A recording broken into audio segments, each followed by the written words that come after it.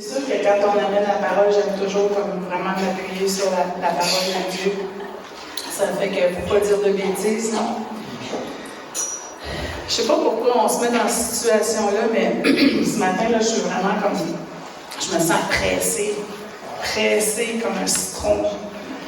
Puis, en toute humilité, je pense au Seigneur Jésus dans le jardin.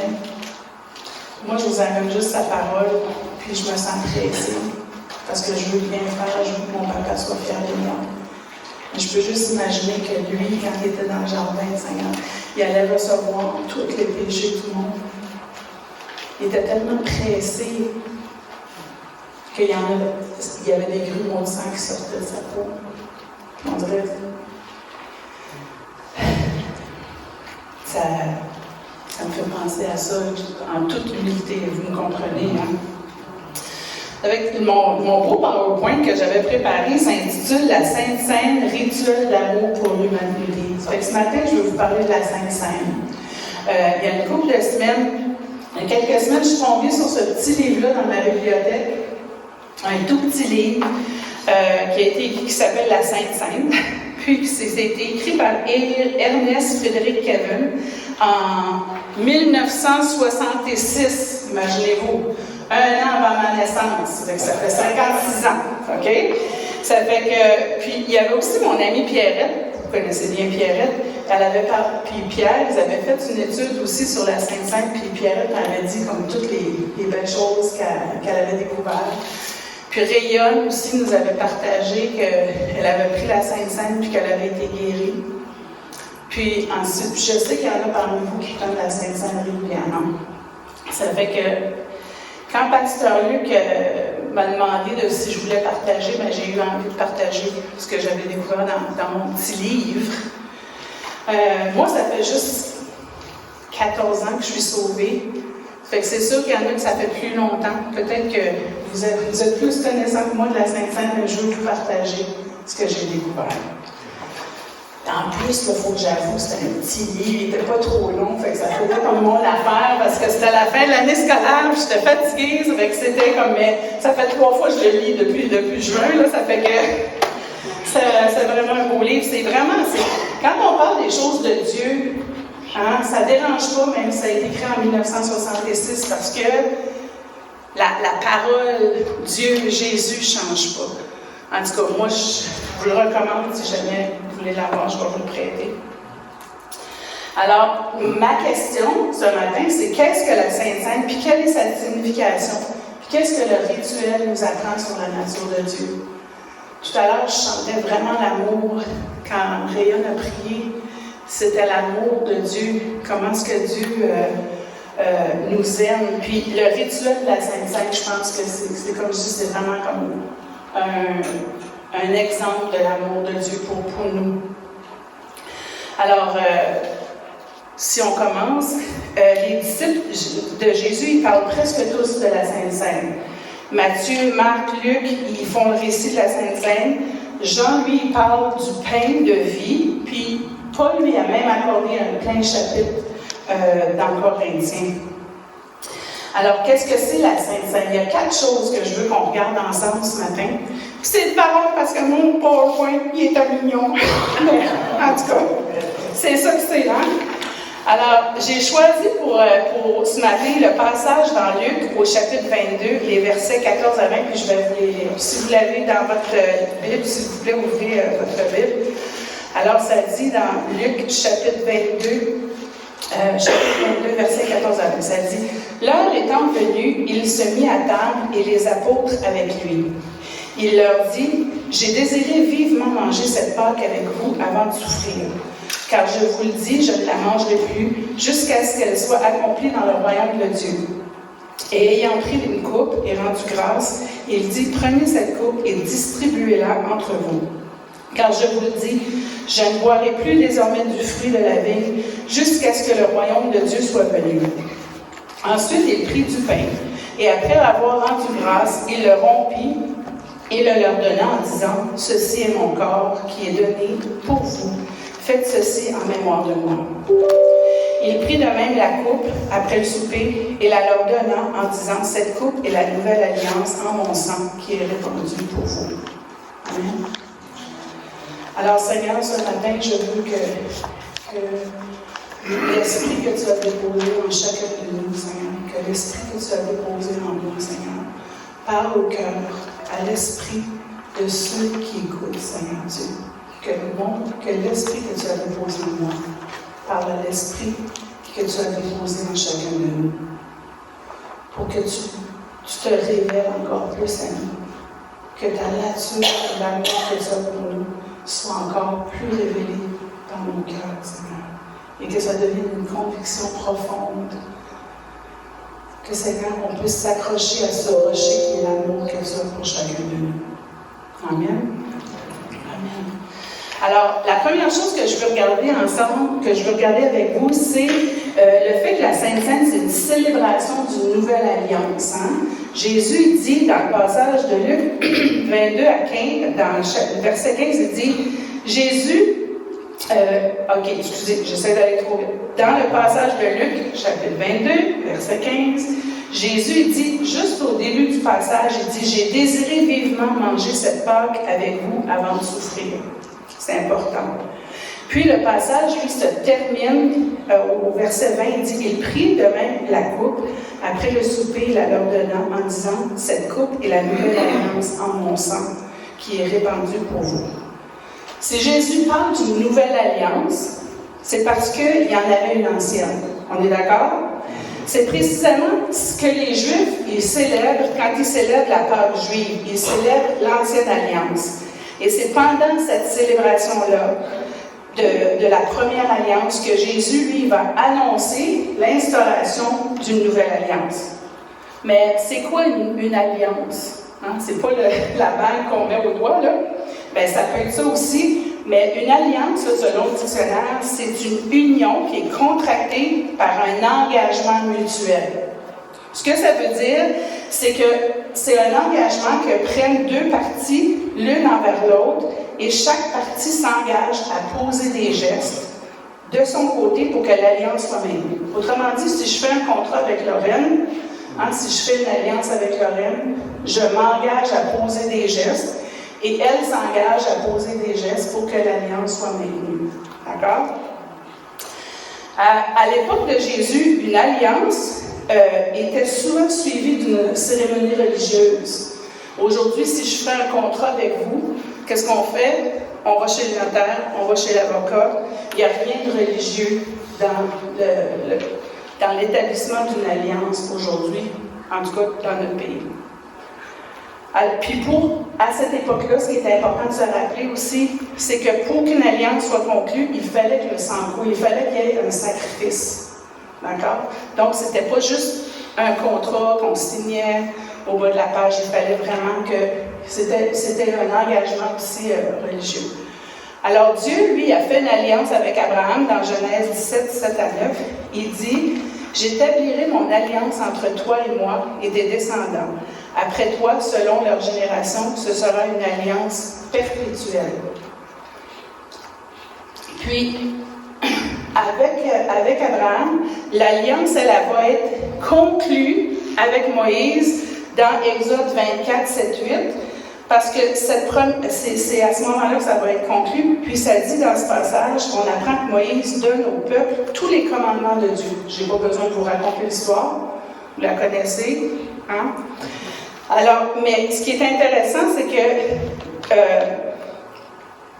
le peuple, lui, s'est engagé envers Dieu, puis Moïse, lui, il a aspergé le peuple de sang. Imaginez s'il fallait qu'on fasse ça aujourd'hui, là, ça serait un peu différent, comme dirait le monde de la Ville Sainte-Marie. Alors, il fallait que le sang coule pour que l'alliance soit conclue. Alors, Moïse a dit, il prit le livre de l'Alliance et le lut en présence du peuple, et ils dirent tous, nous ferons tout ce que l'Éternel a dit, et nous obéirons. Tout un engagement, n'est-ce pas? Alors Moïse prit le sang et le répandit sur le peuple en disant, voici le sang de l'alliance que l'Éternel a faite avec vous, selon toutes ses paroles. Mais pourquoi est-ce qu'il fallait une nouvelle alliance? L'alliance, Dieu s'était engagé, Abraham avait suivi les commandements de Dieu, il s'était fait circoncire, lui et son peuple, il s'était engagé. Puis le peuple avait dit, nous on va faire tout ce que l'Éternel a dit qu'il fallait faire. Hein? Puis ensuite, on avait répandu le sang. Voyez-vous le problème qui s'en vient là? Je ne sais pas si vous le voyez, mais c'est le prophète Jérémie qui nous donne la réponse dans Jérémie. Il dit, « Voici les jours viennent, dit l'Éternel, où je ferai avec la maison d'Israël et la maison de Juda une alliance nouvelle. Non comme l'alliance que je traitais avec leur père, le jour où je les saisis par la main pour les faire sortir du pays d'Égypte, alliance qu'ils ont rompue, violée. Quoique je fusse leur maître, dit l'Éternel. » Dans la première alliance, Dieu a respecté toute l'alliance, mais le peuple était incapable de respecter les termes de cette alliance qui était la loi. Et nous, on n'est pas différents. On n'est pas différents des Juifs de l'époque. On est incapable de respecter la partie, la part de notre alliance. On s'entend avec ça? Hein? Alors, pendant la Pâque, Jésus annonce à ses disciples que c'est grâce à son sang que la nouvelle alliance va être conclue. Puis cette nouvelle alliance, Jérémie l'avait prophétisée 600 ans plus tôt. Puis dans cette alliance-là, Dieu établit les termes. Il détermine les termes de l'alliance et il dit, « Mais voici l'alliance que je ferai avec la maison d'Israël. Après ces jours-là, dit l'Éternel, je mettrai ma loi au-dedans d'eux. Je l'écrirai dans leur cœur et je serai leur Dieu et ils seront mon peuple. Celui-ci n'enseignera plus à son frère en disant, connaissez l'Éternel, car tous me connaîtront, depuis le plus petit jusqu'au plus grand, dit l'Éternel. Car je pardonnerai leur iniquité et je ne me souviendrai plus de leurs péchés. » C'est là que la bonne nouvelle arrive, mes amis. C'est là que la bonne nouvelle arrive. Parce que non seulement Dieu va établir les termes de l'alliance, il dit, moi je m'engage, je vais écrire mon nom sur leur cœur, ils vont être mon peuple, je serai leur Dieu et j'oublierai, je ne me souviendrai plus de leurs péchés. Alors il établit les termes, mais il va aussi remplir les exigences de la nouvelle alliance. Il va remplir l'exigence avec le sang de son Fils pour que vous et moi, on ait droit aux bénédictions. Ça, c'est pas une preuve de l'amour de Dieu? Il dit là, ma chérie, là, je sais que tu n'es pas capable. Tu fais, regarde, moi, je vais écrire mon nom dans ton cœur. Je vais être ton Dieu. Tu vas m'appartenir. Puis, je sais que tu ne peux pas obtenir ta part du contrat. Fait, moi, là, je vais prendre mon Fils unique, là, puis je vais le sacrifier, je vais faire couler son sang pour que cette alliance-là soit conclue. Ça, c'est pas l'amour de Dieu. Ça, c'est l'amour de Dieu. L'amour de Dieu pour chacun de nous. Puis quand on célèbre la Sainte Seine, c'est ça qu'on se rappelle. C'est une des choses dont on se rappelle. Que Dieu a établi une alliance avec nous qui était incapable de tenir notre part, puis il a envoyé son Fils Jésus. Amen. Alléluia. Ça fait que la Sainte Seine, là, mes amis, là, c'est une célébration. C'est un festin qui nous rappelle l'établissement de cette nouvelle alliance, puis le prix payé en notre nom pour qu'on ait part aux bénédictions. Pour qu'on soit, comme on disait dans la chanson, que je sois un enfant de Dieu. Amen. Alléluia. Fait que ça, c'est la première chose. La première chose, c'est une célébration de la nouvelle alliance. Okay? La deuxième chose, c'est un souvenir, une commémoration, mais c'est aussi une responsabilité. Alors, la Sainte-Seine, c'est une commémoration. Vous savez ce que ça veut dire, commémoration? C'est comme une célébration. C'est quand on se rappelle de quelque chose, d'un événement ou d'une personne. Fait que ça nous relie au passé. On est d'accord? Ça nous rappelle que Jésus, ce qu'il a fait sur la croix, évidemment. Puis c'est probablement la chose qu'on comprend le mieux. dont on se rappelle le plus. En tout cas, dans mon cas, pour moi, la Sainte-Seine, c'était juste ça. Je me rappelais juste ça. On s'entend là, que c'est quand même une bonne chose. Mais c'était l'aspect que je comprenais le mieux. Alors, puis Jésus, là, il a vraiment dit, puis une chose qui fait je pense qu'on se rappelle beaucoup de ça, c'est qu'il a dit, faites ceci en mémoire de moi. Là, je vais faire ma maîtresse d'école, là. Hein? Il utilise le verbe faire à l'impératif. Okay? L'impératif en français, c'est ça c'est le temps de verbe qui nous permet de donner un ordre. Okay? Faites ceci en mémoire de moi. Ça fait que c'est une ordonnance que Jésus nous a faite, mais il nous a aussi donné l'autorité pour le faire. Fait qu'on reçoit, on a la responsabilité, mais il nous a aussi donné l'autorité pour prendre la Sainte-Seine. Pour les premiers chrétiens, là, la Sainte-Seine, c'était une responsabilité. Et puis, quand on s'assemble ensemble, on répond à cette responsabilité. On prend cette responsabilité-là aussi aujourd'hui.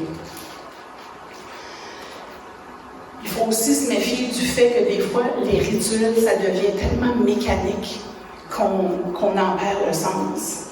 On est d'accord? Il faut vraiment faire attention à ce piège-là. Dans le Nouveau Testament, là, si on regarde, il y a plein de façons d'appeler la Sainte-Seine. Dans 1 Corinthiens, Paul parle de communion, Luc parle de fraction du pain, Paul parle de la table du Seigneur. Puis, petit à petit, les chrétiens ont commencé à parler de l'Eucharistie. Vous avez déjà entendu ce nom-là, le mot Eucharistie. Le mot Eucharistie, ça veut dire rendre grâce. Mais peu importe la façon dont on nomme ce rituel, il faut aussi se rappeler que c'est une action de grâce. Hein, c'est une action de grâce où on prend le temps, on s'assoit à la table du Seigneur, on brise le pain, puis on se rappelle de ce que Jésus a fait pour nous sur la croix. Amen. Puis moi, ce que je trouvais intéressant dans ce petit livre-là, c'est qu'il parle du fait que pourquoi est-ce que Jésus il nous a donné un rituel qui fait appel à nos sens. Le goût, on goûte, la vue, puis le toucher aussi. Je pense qu'on peut tous s'entendre pour dire que le rituel a été mis en place pour notre bénéfice.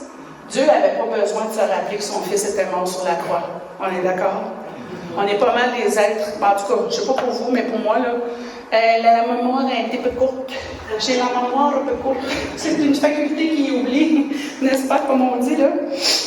Ça fait que je crois que Dieu, il avait besoin, Dieu, il s'est servi de nos sens pour parler à notre être spirituel. C'est pour ça qu'il a fait... Puis, c'est qu'il nous connaît tellement. Dans son grand amour, il savait qu'on allait avoir besoin de se rappeler. On est aussi des êtres sensoriels. Hein? Puis Dieu, il fait appel à notre, comme je disais, il fait appel à nos sens pour toucher notre être spirituel. Il a voulu donner des symboles visibles et tangibles comme le pain et le vin pour nous aider à comprendre une vérité spirituelle fondamentale. La vérité spirituelle fondamentale, c'est la nécessité du sacrifice de Jésus pour qu'on soit sauvé. Son corps devait être brisé, le pain. Son sang devait couler, le vin, pour que soit établie la nouvelle alliance. Puis, je ne sais pas si vous allez le comprendre. Je pense que je l'avais expliqué à Georges, mais je ne sais pas s'il a compris comme si. Ben, tu sais, parce que des fois, il y a des images qui nous parlent, qui ne parlent pas à d'autres, OK? Mais dans son livre, là, Ernest, il disait que le pain et le vin servent d'écrin. Vous savez, c'est quoi un écrin? C'est comme une boîte dans laquelle il y a une bague. Tu sais, comme tu sais, les fiancés, quand ils se mettent à genoux puis ils ouvrent la petite boîte, là, puis dedans, il y a un trésor, tu sais. Il y a une bague, il y a un diamant, tu sais. Une promesse d'une vie extraordinaire, on espère. OK? Fait qu'un écrin, c'est une petite boîte qui contient un trésor.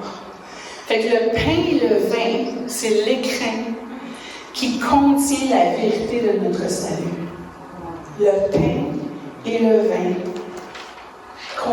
sont l'écrin qui contiennent la vérité de notre salut. Dieu nous a donné le pain et le vin comme symbole pour nous rappeler ce qu'il a fait sur la croix. Et vous savez-vous, j'ai fait une petite recherche. Le pain existe dans toutes les sociétés. Dans toutes les sociétés, à peu près toutes les sociétés, il y a quelque chose qui ressemble au vin. C'est pas le hasard, ça. Ça, c'est Dieu. Hein? Ça fait que n'importe où, dans n'importe quelle société, le pain et le vin sont connus. Dieu se sert de choses qu'on connaît.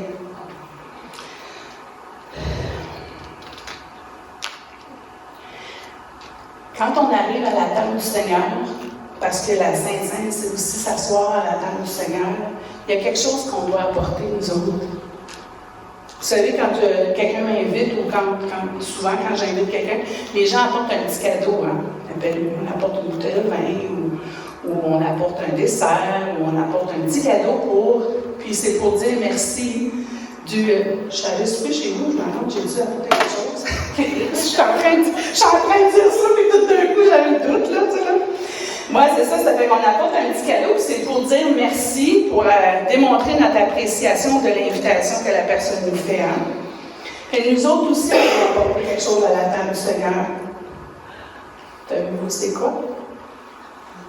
Qu'est-ce qui est la seule chose que Dieu ne peut pas venir chercher, ou qui veut, il pourrait, je ne suis pas mal sûre, mais qui ne va pas venir chercher? C'est la seule chose qu'on peut donner à Dieu. C'est quoi, vous pensez? Notre cœur, notre foi. Fait que quand on vient s'asseoir à la table du Seigneur, il faut qu'on vienne avec la foi.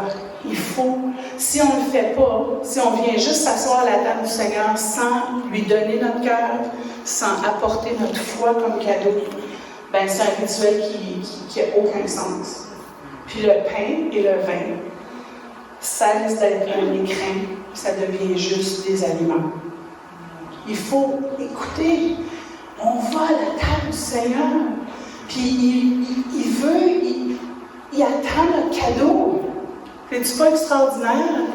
Nous autres, des petites créatures, on peut apporter quelque chose à la table du Seigneur qui a une grande signification pour lui. C'est pas anodin. C'est pas anodin. C'est pas sans valeur. Sans la foi, sans notre foi, on ne peut pas élever notre esprit vers Jésus quand on prend la Sainte Seine. Sans la foi, ça devient un geste mécanique, vide de sens. Puis comme je l'ai dit, le pain et le vin, ça devient juste des aliments sans valeur, sans signification. Rappelez-vous ça, quand vous venez à la table du Seigneur, vous apportez un cadeau. Non, mais c'est-tu pas assez beautiful, ça, mon ami? Moi, j'ai tout petite, là. J'ai tout petite, je suis rien, je suis 1 sur 1 milliard. Puis Dieu, il accepte mon cadeau. Hein? Parce que comme Diane disait, je ne suis pas juste 1 sur 1 milliard. Je suis la fille du grand Dieu. Puis il veut une relation avec moi. Amen. Ça, c'est ce qu'on célèbre aussi quand on va à la table du Seigneur. Puis, il y a une autre partie qui est importante dans cette célébration-là, c'est aussi qu'on se rappelle une personne qui est vivante. Dans Luc 22, verset 19, ça dit « Ensuite, il prit du pain, et après avoir rendu grâce, il le rompit et le leur donna en disant « Ceci est mon corps qui est donné pour vous, faites ceci en mémoire de moi. » Jésus, là, il n'a pas dit « Ah, faites ceci en vous rappelant de ce lieu. » Ou faites ceci en vous rappelant de la date. Ou faites ceci en vous rappelant de ma mort. C'est pas ça que Jésus a dit. Il a dit, faites ceci en mémoire de moi, de la personne qu'il est pour nous autres. Puis nous, quand on pense à lui, on se rappelle qu'il est le chemin, le médiateur, celui par qui le salut arrive. Puis mon ami Ernest, là, attendez, je pense que c'est Ernest. Je me trompe tout le temps, parce que c'est Ernest. Frédéric. Je ne veux pas dire des bêtises.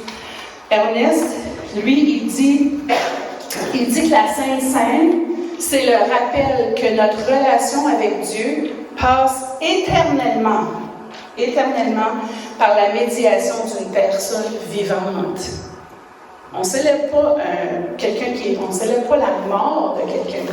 On célèbre quelqu'un qui est vivant. Puis cette personne-là, c'est Jésus! Alléluia! Puis dans l'Église, au début de l'Église, dans l'Église qu'on appelle primitive, les chrétiens ils ont choisi de célébrer la communion le dimanche, pas le vendredi. Parce qu'on a voulu célébrer le jour de la résurrection.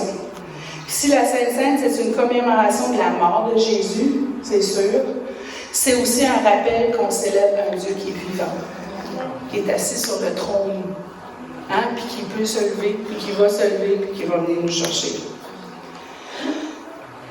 La Sainte Seine, c'est aussi un engagement. C'est beaucoup de choses, hein? Moi, je n'avais pas réalisé à quel point que c'est riche. C'est riche. Il n'y a rien qui est pauvre avec le Seigneur, hein? Il n'y a rien qui est comme juste... il y a des dimensions incroyables. Alors, si le chrétien apporte sa foi à la table du Seigneur, il apporte aussi son cœur. Parce qu'on parle, vous avez sûrement déjà entendu parler de ça, on parle aussi d'un sacrement, le sacrement de la Sainte Seine. Puis le mot sacrement, c'est un mot qui est intéressant parce que c'était utilisé quand un soldat romain prononçait un serment d'allégeance à son empereur. Quand il était engagé, le soldat, il s'engageait à servir son empereur avec loyauté. Ça veut dire qu'il s'engageait personnellement envers cet empereur-là. Ça fait que quand nous autres, on vient à la table du Seigneur, c'est un engagement qu'on prend à servir le Seigneur. Amen. Alléluia. C'est pour ça que Paul aussi invite, entre autres les Corinthiens, mais je veux dire, il nous invite à nous aussi, il nous invite à nous éprouver nous-mêmes pour qu'on puisse venir à la table du Seigneur conscient de nos péchés, un cœur repentant qui nous amène à reconnaître la profondeur de l'invitation que Dieu nous a faite. Pécheurs que nous sommes, nous venons avec le cœur reconnaissant parce que Jésus nous a rendus dignes de nous asseoir à la table de Dieu. Ce n'est pas nous autres qui devenons dignes. C'est vraiment par le sacrifice que Jésus a fait que l'on peut venir à la table du Seigneur. Amen. Je vais vous raconter une histoire. Vous savez les histoires? Oui. À un moment, quelques années passées, j'étais avec une de mes amies, on était dans une église, puis elle était enceinte. Très, très enceinte. Très, très enceinte dans le sens que sa grossesse était très visible, là, une belle bédaine. Elle a eu cet enfant-là en dehors du mariage, avec un homme qui ne s'est pas engagé envers elle. Donc, elle était maman monoparentale. Puis on était à l'église, elle était assise à côté de moi, je la vois encore. Puis le pasteur passe la Sainte Seine, puis il arrive à elle, puis elle fait comme ça. Non. Et là, moi, je fais comme, qu'est-ce que tu fais là? Qu'est-ce que tu fais là? Elle dit, elle se pointe la bédaine, tu sais, elle se pointe la bédaine. Elle se pointe comme ça, puis elle fait comme ça. Ben là, tu sais, j'ai pas insisté, tu sais, on va faire une grande histoire devant tout le monde. Mais dans la voiture, j'ai dit, quoi c'est ta fête-là? Pourquoi c'est à peu pris la Sainte Seine? Ben, elle dit, Josée, c'est évident pourquoi j'ai pas pris la Sainte Seine. Ben, j'ai dit, pauvre toi, j'ai dit, la seule différence entre toi et moi, là, c'est que toi, là, ton péché, là, on le voit. La seule différence entre toi et moi, là, tous ceux qui étaient dans l'église, là, ils ont peut-être fait pire que toi, mais on ne le voyait pas. Ça fait que cette fille-là, elle avait un cœur repentant. Elle réalisait qu'elle était pécheur ou pécheresse, qu'elle avait péché, mais elle n'avait pas compris, par exemple, qu'elle était invitée quand même à la table du Seigneur, parce que Jésus a payé le prix sur la croix. Voyez-vous ce que je veux dire? Si on s'arrêtait à ça, il n'y a personne de nous autres qui pourrait prendre la Sainte Seine, qui pourrait venir s'asseoir à la table du Seigneur. Mais parce que Jésus s'est sacrifié sur la croix, il a pris tous nos péchés, passé, présent, futur, on est rendu digne. Puis moi, je n'étais pas plus digne qu'elle de prendre la Sainte Seine. On s'entend avec ça? Fait qu'oublions pas que c'est pas par nos œuvres qu'on peut s'asseoir à la table. C'est parce que Jésus a payé le prix sur la croix. Amen. Amen. Alors, j'ai dit que la Sainte Seine, c'était une célébration de l'Alliance, une commémoration de ce que Jésus a fait sur la croix, mais c'est aussi une communion fraternelle. Vous avez déjà entendu ça, communion fraternelle? Rassurez-moi, n'est-ce pas? Je vais vous conter une autre histoire. Là, c'est mon ami, c'est un de mes amis. Puis ça fait pas si longtemps que ça, on était chez lui, puis on était en train de manger. Puis il dit, coudonc, il dit. Puis lui, il est chrétien aussi, là, mais il dit, coudonc, il dit, c'est quoi l'affaire avec les chrétiens? Il dit qu'ils veulent tout le temps manger. Puis à chaque fois qu'on se réunit, il y a toujours un repas. Puis là, partez pas, on a un repas. Puis là, on a des biscuits. Puis là, hey, on a un super beau buffet. Tout ça. Puis ça m'a fait rire parce que moi aussi, c'est quelque chose que j'avais remarqué quand j'ai commencé ma marche chrétienne, il y a 15 ans passés, 14-15 ans passés. Je trouvais qu'on mangeait souvent ici. Hein, ben, tu sais, on a peut-être perdu cette habitude-là, mais en plus, avec le COVID, là, ça n'a pas aidé. Mais c'est vrai qu'on aime ça s'asseoir puis manger ensemble. Êtes-vous d'accord? Ben moi, ça m'a fait réfléchir. J'ai dit, sais-tu, il y a les autres, comment ça se fait qu'on aime ça s'asseoir puis manger ensemble, puis c'est tout le temps la grande affaire, en tout cas. Mais là encore, si on réfléchit là, dans toutes les sociétés du monde, là, sur tous les continents, il y a vraiment une importance humaine, il y a vraiment un besoin humain de se réunir autour d'un repas. Hein? On est d'accord avec ça? De toutes les façons, les différents repas, mais tous les êtres humains se réunissent autour d'un repas, dans toutes les sociétés. On se réunit pour les mariages, les baptêmes, les fêtes religieuses, les naissances, les funérailles, les grandes étapes de la vie, les graduations, les retraites. Mon chum m'a fait un souper pour ma retraite. Ça fait qu'on fait ça souvent. On se réunit alentour d'un banquet, hein, d'un buffet, d'un repas. Puis Dieu, là, c'est un Dieu de relation. C'est un Dieu relationnel. Puis nous, on est créés à son image. Fait qu'on a besoin de se réunir. C'est un besoin. Si tu prends un bébé là, et que tu l'isoles, tu lui donnes aucune attention, aucune relation, il va se laisser mourir. Puis c'est quoi une des pires choses qu'il y a dans notre société en ce moment? C'est l'isolement. C'est l'isolement. Puis pourquoi ça fait si mal? C'est parce qu'on a ce besoin intrinsèque. On a cette ressemblance avec Dieu. On a besoin d'une relation avec les uns et les autres. La nourriture, c'est ce qui nourrit le corps, hein, comme le pain, mais c'est aussi la nourriture qui nourrit l'âme. Hein? Jésus l'a dit lui-même, il dit je suis le pain de vie. Celui qui vient à moi n'aura jamais faim, et celui qui croit en moi n'aura jamais soif. On a besoin des deux. On a besoin de la nourriture qui nourrit le corps, mais quand on est ensemble, ça nourrit notre âme aussi. Puis quand on se réunit ensemble autour de Jésus, ça nourrit l'âme et le cœur. Puis j'ai remarqué à bord de ça que le concept de banquet, de fête, de noces, c'est vraiment important dans la Bible. Hein? On a juste à penser les 10 vierges là, qui se préparaient. Où est-ce qu'ils s'en allaient, les vierges? S'en allaient à la noce. Hein? Ensuite, le papa là, qui a vu son fils revenir, là, son fils prodigue, qu'est-ce qu'il a fait? Il l'a habillé, il l'a embrassé, puis après ça, il a fait une grande fête pour son fils. Hein? Une célébration. Puis Jésus, où est-ce qu'il était la première fois qu'il a fait un miracle? Canaan, les noces de Canaan. Fait que Jésus aussi, là, il nous connaît. Puis il utilisait des choses, des illustrations, des événements de la vie courante que les gens connaissaient. La célébration, le repas, la noce.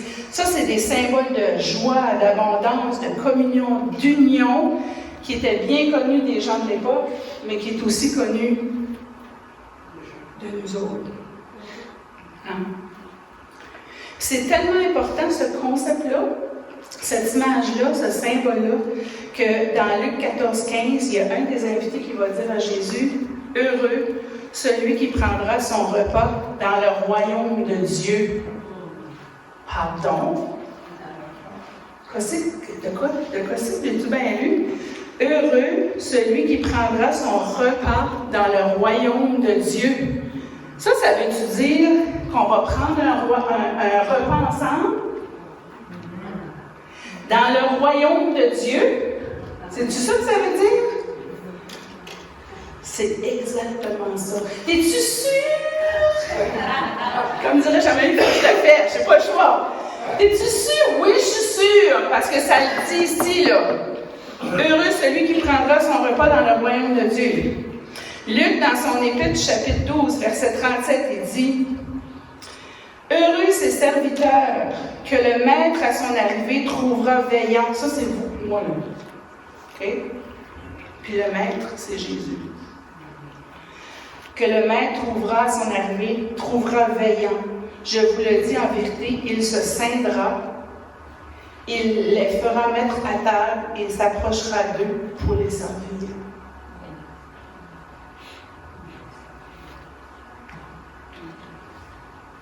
Pensez-y.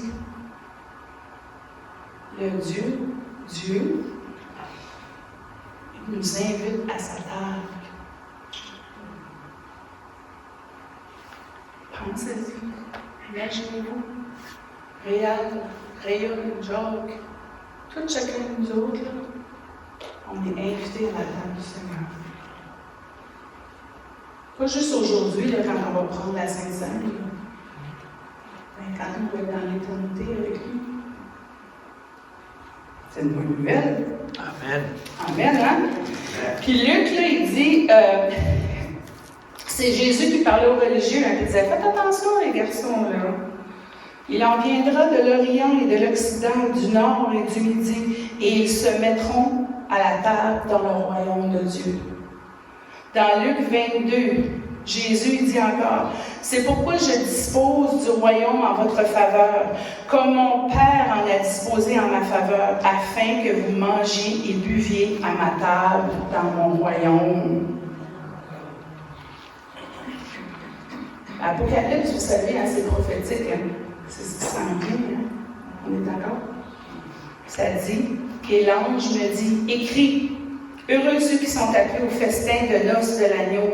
Et il me dit, ces paroles sont véritables, les véritables paroles de Dieu.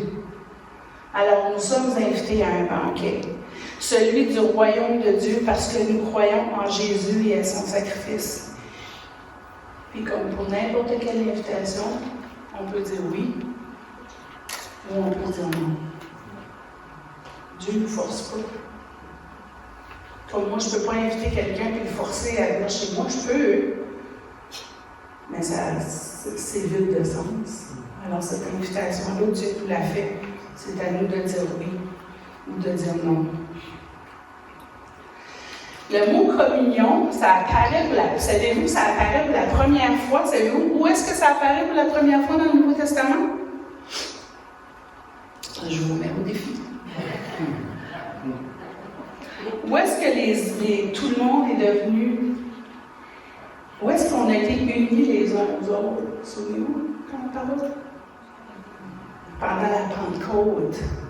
Hein? C'est là qu'on a reçu l'Esprit de Dieu. C'est la première fois que le mot communion apparaît dans le Nouveau Testament. Ça dit dans Actes 2, 42, « Ils persévéraient dans l'enseignement des apôtres, dans la communion fraternelle, dans la fraction du pain et dans les prières. » Dans plusieurs passages de la Bible, on utilise le mot communion. Puis le mot communion, ça veut dire partager quelque chose avec quelqu'un. Quand on lit le chapitre 2 de Actes, on comprend que les chrétiens qui avaient été baptisés par l'Esprit Saint pouvaient maintenant participer à la Sainte Seine, unis par le même esprit. Cet aspect est d'ailleurs tellement important que Paul a même repris l'Église de Corinthe parce que les chrétiens manquaient d'esprit fraternel les uns envers les autres. Si vous vous souvenez, dans Corinthiens, les chrétiens de Corinthe, ils se réunissaient, puis la façon dont ça fonctionnait à cette époque-là, les gens, ils faisaient un grand souper, ils faisaient un grand repas, OK? Puis ça devait être une communion fraternelle. Ça veut dire que, techniquement, on aurait dû partager les uns avec les autres, OK? Mais pas à Corinthe. À Corinthe, il y avait les riches qui étaient assis, qui se goinfraient, qui finissaient la bédaine pleine, puis l'autre bord, tu avais des pauvres, qui eux autres restaient sur leur faim. Fait que Paul, il dit, puis là, ensuite, ils prenaient la Sainte Seine ensemble. Fait que Paul, il dit, non, il y a quelque chose que vous n'avez pas compris, là. Il faut que ce soit une communion fraternelle. Où est-ce qu'on partage ensemble quelque chose? Parce que si vous prenez la Sainte Seine après ça, vous êtes à côté de la trappe, en bon français.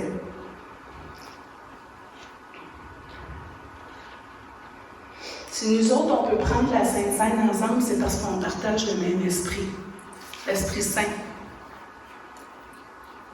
Il n'y a rien qui nous unit, comme je vous connais parce qu'on vient, parce qu'on vient à la même église. Je n'ai pas travaillé avec la plupart d'entre vous. Certains sont nés dans d'autres provinces, dans d'autres pays. Ce qui nous unit, c'est l'Esprit de Jésus.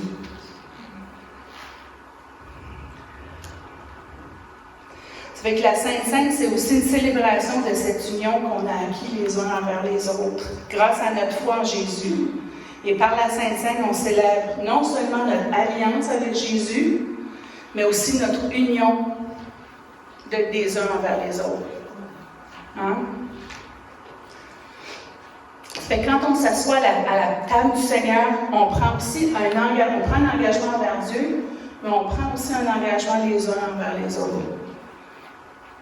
À l'époque de Jésus, vous vous souvenez dans la Bible, là, tu sais, quand Jésus s'assoyait avec du monde qui était comme pas, qui n'était pas, comment je dirais, considéré. Tu sais, le monde était vraiment comme, hey, il s'assoit à la même table que ces gens-là. C'est parce qu'à cette époque-là, quand tu t'assoyais avec quelqu'un, quand tu acceptais de t'asseoir à la table et de partager un repas, tu t'engageais à être bienveillant avec cette personne-là. Et cette personne-là s'engageait envers toi à être bienveillant avec toi. Puis pensez-y là. Si vous avez quelqu'un avec, tu sais, vous avez vraiment besoin du Seigneur pour aimer cette personne-là. Tu sais, là, c'est dur de s'asseoir à la même table. Jésus nous invite à le faire, tu sais. Mais entre vous et moi, là, avouez que c'est pas évident de s'asseoir à la même table que quelqu'un avec qui on n'a pas trop d'atomes crochus. Hein? Donc, l'idée de partager, d'un repas partagé entre frères et sœurs en Christ fait aussi référence à cette idée que quand nous nous assoyons à la table du Seigneur, nous nous engageons à prendre soin les uns des autres. On s'engage vers le Seigneur, on s'engage les uns vers les autres. Puis aussi, une petite parenthèse, là, savez-vous que l'idée de la table, là, ça a l'air, tu sais, comme, on y pense pas ces affaires-là. Tu sais, c'est incroyable, c'est ça, quand tu fouilles dans la parole de Dieu, c'est comme tu fais « Wow! Une table, là, tout le monde est égal. Quand on est assis autour d'une table, là, tout le monde a la même hauteur. Tout le monde est égal. Donc, le symbole de la table, c'est aussi un rappel qu'on est tous égaux et qu'on a de la valeur. Amen? Il y en avait des choses dans ce petit livre-là. Une chance qu'il n'était pas plus épais que ça, vous seriez ici jusqu'à demain après-midi. Ah, merci Seigneur. OK, ça fait que ça, on va faire un résumé. J'ai presque fini, là. Êtes-vous tannés? OK. Alors, si on résume, la Sainte Seine, c'est une célébration de la Nouvelle Alliance, une commémoration du sacrifice que Jésus a fait, une communion entre frères et sœurs, mais c'est aussi une célébration du retour de Jésus. Amen. C'est une célébration d'espérance. Dans 1 Corinthiens 11, 26, Paul dit « Car toutes les fois que vous mangez ce pain et que vous buvez cette coupe, vous annoncez la mort du Seigneur jusqu'à ce qu'il revienne. » Dans Matthieu 26, 29, Jésus dit lui-même « Je vous le dis, je ne boirai plus désormais de ce fruit de la vigne jusqu'au jour où j'en boirai de nouveau avec vous dans le royaume de mon Père. » Dans le royaume de mon Père. On va être dans le royaume. OK, je me calme. Luc 22, 18. Je vous le dis, je ne boirai plus désormais du fruit de la vigne jusqu'à ce que le royaume de Dieu soit venu. La Sainte Seine, c'est une ordonnance. Jésus nous a dit, faites ceci en mémoire de moi. Mais ce n'est pas une ordonnance perpétuelle. Elle va cesser quand Jésus viendra nous prendre avec lui et que nous pourrons nous asseoir à la table de Dieu, dans la présence de Dieu, assis à sa table dans la Nouvelle Jérusalem, là où il n'y aura plus ni maladie, ni pleurs, ni grincement de dents, et où nous baignerons dans sa pleine présence, unis ensemble, assis à sa table pour partager son repas. Wow! Wow! Wow! Tu veux dire que moi ici, là, je vais être dans le royaume, dans la Nouvelle Jérusalem, assis à ses côtés, à partager son repas.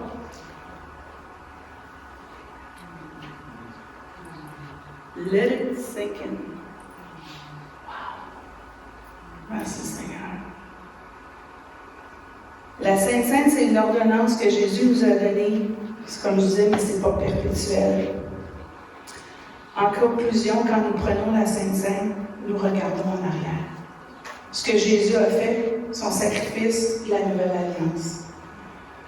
C'est aussi un moment où nous nous regardons aujourd'hui, les uns les autres, et que nous nous rappelons de prendre soin les uns des autres. C'est aussi un moment où on regarde en avant, puis on lève nos yeux vers le ciel pour nous rappeler que Jésus est sur le trône comme disait Rayonne. Puis il a dit, puis ça, là, les gens qui le connaissent, là, savent que c'est un de mes passages préférés. Dans Jean 14, il dit que votre cœur ne se trouble point. Croyez en Dieu, croyez en moi. Il y a plusieurs demeures dans la maison de mon Père. Et si cela n'était pas, je vous l'aurais dit. Je vais vous préparer une place. Et lorsque je m'en serai allé et que je vous aurai préparé une place, je reviendrai. Et je vous prendrai avec moi, afin que là où je suis, vous y soyez aussi. Oh! Si ça, c'est pas l'amour de Dieu, là, c'est l'amour de Dieu. Alors, qu'est-ce que ça nous apprend, ce rituel-là, sur la nature de Dieu? C'est l'amour grandiose que Dieu a pour nous. Il a établi une alliance qu'on ne pouvait pas maintenir. Il a accepté de donner son Fils unique pour que lui, il vienne souffrir à notre place la mort sur la croix. Il nous a donné son esprit qui fait de nous son temple et qui nous unit les uns aux autres. L'esprit qui nous révèle Jésus.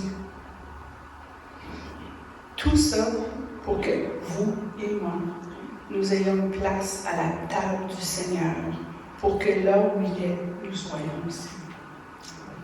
Amen. Alléluia. Merci Jésus.